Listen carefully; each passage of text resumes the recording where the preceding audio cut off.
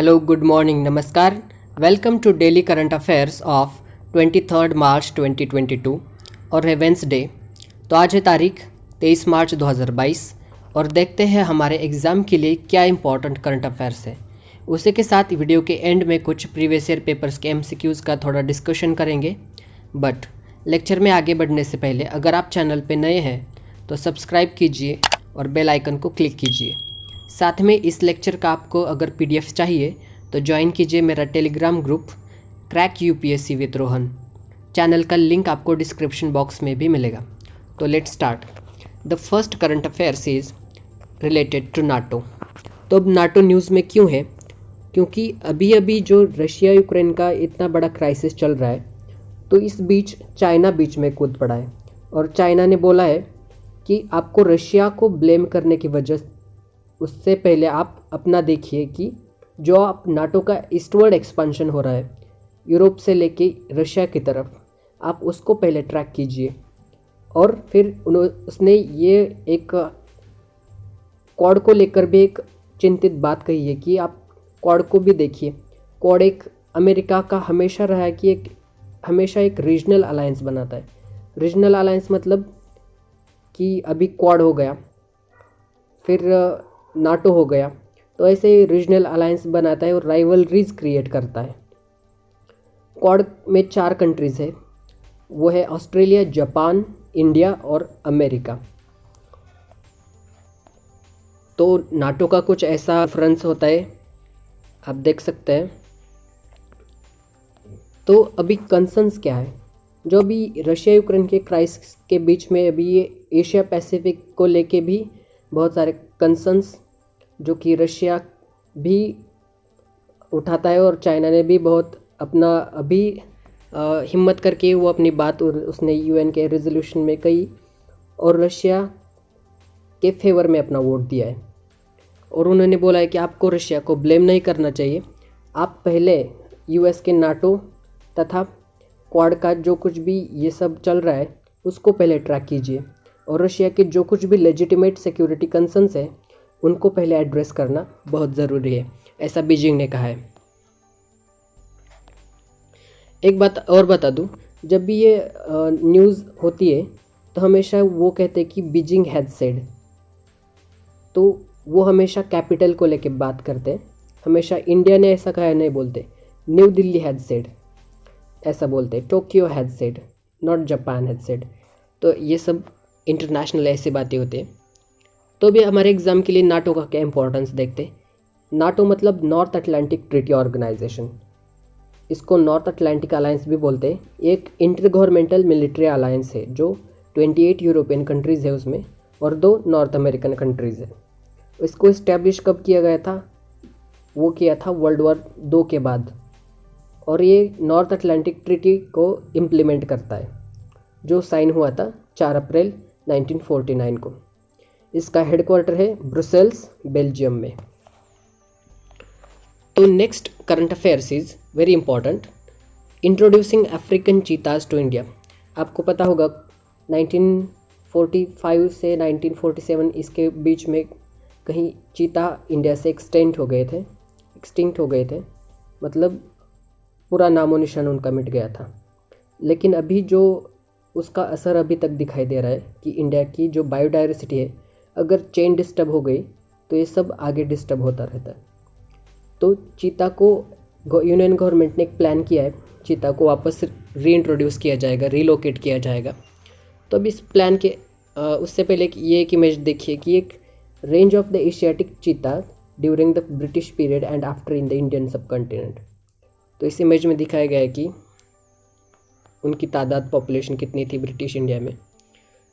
एक इसके बारे में आप थोड़ा सा नोट बना सकते हैं, हैबिटेट्स ऑफ चीता। तो वो ज़्यादातर पसंद करते हैं अपना ओपन एनवायरनमेंट्स में रहना, जैसे कि scrub woods, dry grassland, savannas and other arid and semi arid open habitats. तो अभी हमने पढ़ा कि ये तो एक्सटिंक्ट हो गए, तो फिर क्यों एक्सटिंक्ट हो गए, उसके कॉजेज़ क्या है? तो वो देखते हैं कि consistent and wide spread capture of cheetahs from wild over centuries.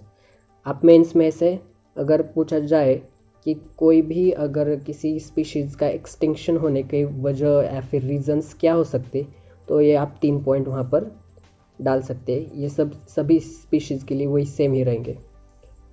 और फिर उसके reduce levels of genetic heterogeneity due to historical genetic bottlenecks resulting in low fecundity and high infant mortality in the wild. बहुत सारे factors होते हैं।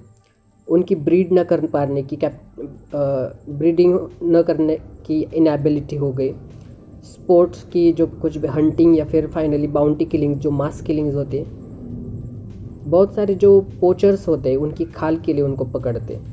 तो ये सब कुछ रीजंस रहे होंगे जिसकी वजह से चीताज़ एक्सटिंक्ट हो गए इंडिया से। तो चीता के बारे में थोड़ा सा फैक्ट्स पढ़ते हैं, एग्ज़ाम के लिए पूछ सकते, डायरेक्ट आ सकते। इंडियन एलिफेंट के बारे में आपने पढ़ा होगा, 2020 में उसका सवाल आया था। तो इस चीता के बारे में थोड़ा फैक्ट्स पढ़ते। तो चीता, उसका साइंटिफिक नेम है Acinonyx jubatus, is one of the oldest big cat species. और ये मेलोसिन ईरा से उसको ट्रैक किया जा सकता है, वहाँ से ये उसका प्रेजेंस रहा है दुनिया में। और चीता को वर्ल्ड्स फास्टेस्ट लैंड मैमल भी कहा जाता है। अफ्रीकन चीता को वो IUCN की रेड लिस्ट में वल्नरेबल कैटेगराइज किया गया है। अभी जैसे मैंने बताया कि 1947 में हमारे इंडिया में एक लास्ट वहाँ चीता की डेथ हो गई थी छत्तीसगढ़ में, और उसको बाद में 1952 में एक्सटिंक्ट डिक्लेयर किया गया था इंडिया में। और एशियाटिक चीता को क्रिटिकली इंडेंजर्ड ऐसा IUCN रेड लिस्ट में बोला गया है। और believe to survive only in Iran में ही अभी तो पाए जाते हैं एशिया में। तो आपको ये बात ध्यान में रखनी है कि अफ्रीकन चीता जो है वो वल्नरेबल कैटेगरीज में है, और जो एशियाटिक चीता है वो क्रिटिकली इंडेंजर्ड कैटेगरी में, IUCN की रेड लिस्ट में। तो अभी चीता रीइंट्रोडक्शन प्रोग्राम क्या है, तो 2000 मतलब कुछ 7 ईयर्स अगो 2013 में कुछ, तो wild life institute of India at Dehradun, उन्होंने एक 260 करोड़ का एक चीता रीइंट्रोडक्शन प्रोजेक्ट प्लान किया था। और वहाँ पर बताया था कि हम चीता अफ्रीका से ले आएंगे और उसको कोनो नेशनल पार्क में उसको रिलोकेट करेंगे। मध्य प्रदेश के जो कुछ भी ग्वालियर चंबल रीजन होता है वहाँ हम इसको रिलोकेट करेंगे। और this could be the first intercontinental cheetah translocation project. तो अभी जैसे कि कोनो नेशनल पार्क की बात कही गई, तो हम इसे मैप में देखते हैं एग्जैक्टली है कहाँ पर ये। तो ये है अर्थ, और डायरेक्ट कोनो नेशनल पार्क मध्य प्रदेश में चलते हैं। दिस इज़ आवर इंडिया, और ये है मध्य प्रदेश, वहाँ पर ये कोनो नेशनल पार्क। उसके साथ में बरोनिया, बसेरा, जखोड़ा, पालपुर, ये सब अगर आप MP से बिलोंग करते हैं तो आपको पता होगा।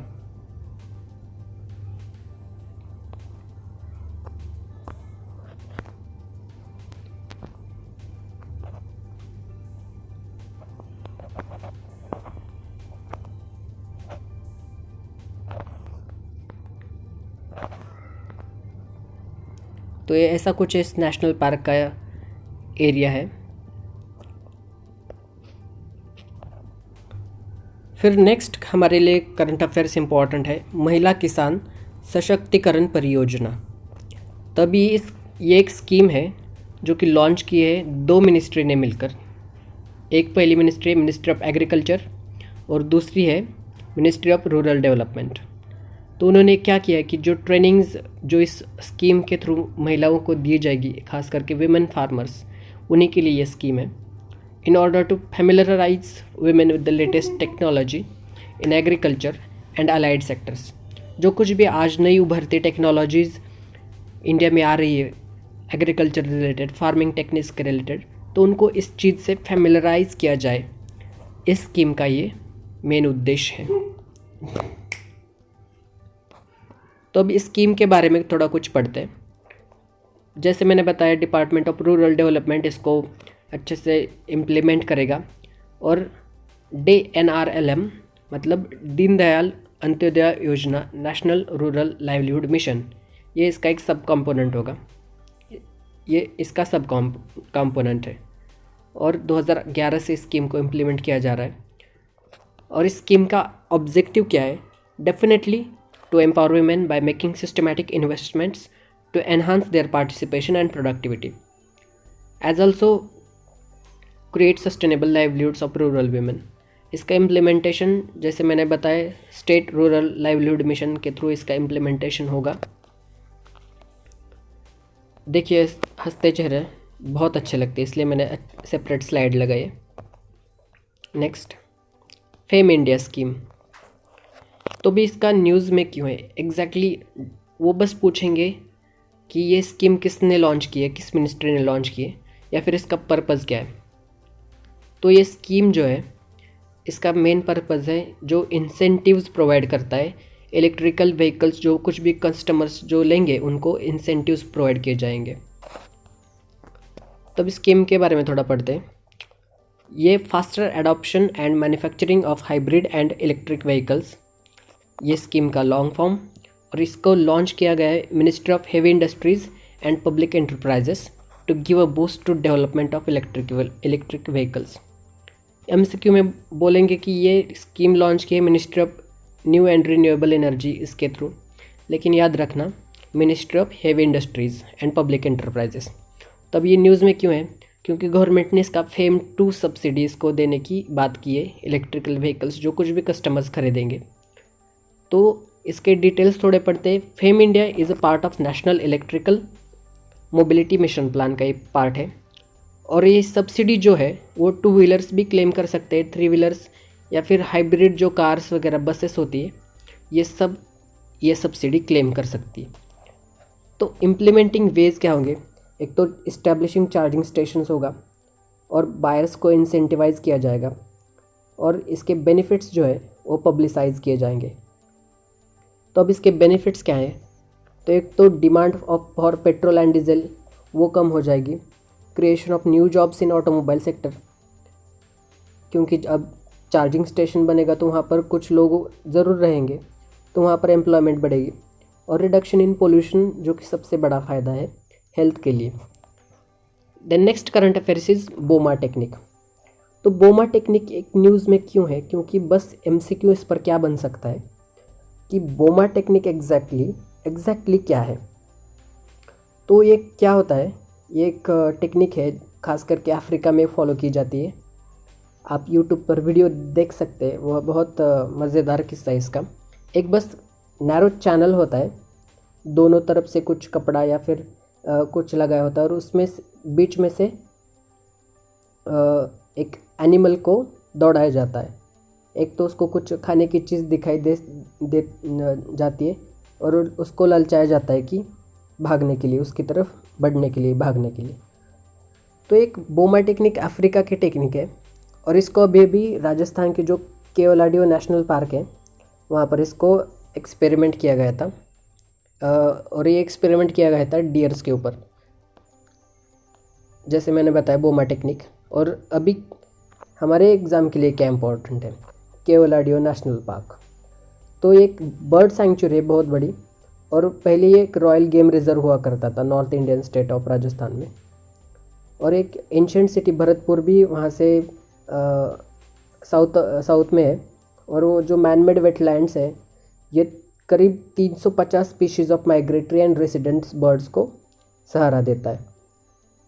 उसके साउथ ईस्ट में इसी पार्क के फतेहपुर सिकरी पे, जो कि home to sandstone temples and mosque built by emperor Akbar in the 16th century. तो अभी लेक्चर को एंड करने से पहले केवलाडियो नेशनल पार्क का लोकेशन हम मैप में देखते हैं। दिस इज़ द वर्ल्ड, फिर ये इंडिया एशिया में, और इंडिया में राजस्थान के यहाँ पर केवलाडियो नेशनल पार्क, भरतपुर यहाँ से नज़दीक है, आप देख सकते हैं। आपको बस लोकेशन ट्रैक करना है। राजस्थान के बहुत ही ईस्ट में आता है ये सब, ग्वालियर के पास ही। तो जैसे मैंने बताया था कि एक प्रीवियस ईयर एमसीक्यू का डिस्कशन करेंगे, तो 2020 का इकोनॉमी का एक ये एमसीक्यू है। इसमें बोला है कि if another global financial crisis happens in the near future, which of the following actions policies are most likely to give some immunity to India. मतलब अभी वहाँ पर जब कोरोना का काल चल रहा था तो इसी को लेकर उन्होंने MCQ बनाया कि अभी फ्यूचर में भी अगर ऐसा ही कुछ चला या फिर अनदर ग्लोबल फाइनेंशियल क्राइसिस हुआ तो नीचे दिए गए कौन सी गवर्नमेंट के एक्शंस एक कुछ इम्यूनिटी दे सकती है इंडिया को। तो first is not depending on short term foreign borrowings. ये तो सच बात होगी क्योंकि हमें शॉर्ट टर्म फॉरेन बोरोइंग्स को डिपेंड नहीं रहना है, क्योंकि नाम से ही पता चलता है शॉर्ट टर्म फॉरेन बोरोइंग्स मतलब रिस्की काम। लॉन्ग टर्म वो थोड़ा सेफ रहता है, लेकिन शॉर्ट टर्म ख़तरनाक हो सकता है, रिस्की हो सकता है।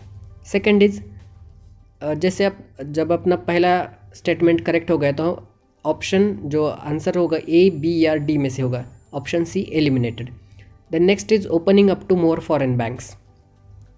तो बात यहाँ पर आप समझ लीजिए, अगर मोर फॉरेन बैंक्स को हम अलाउ करेंगे तो इंडिया का पैसा बाहर चला जाएगा क्योंकि वो फॉरेन की बैंक्स हैं। हमारा GDP घट जाएगा, GNP बढ़ेगा। तो इंडिया की इम्यूनिटी बढ़ाने की बात करी गई, तो opening up to more foreign banks it will be the wrong option. तो फिर आप B और D को भी कट कर सकते। Option B statement, second statement भी गलत है।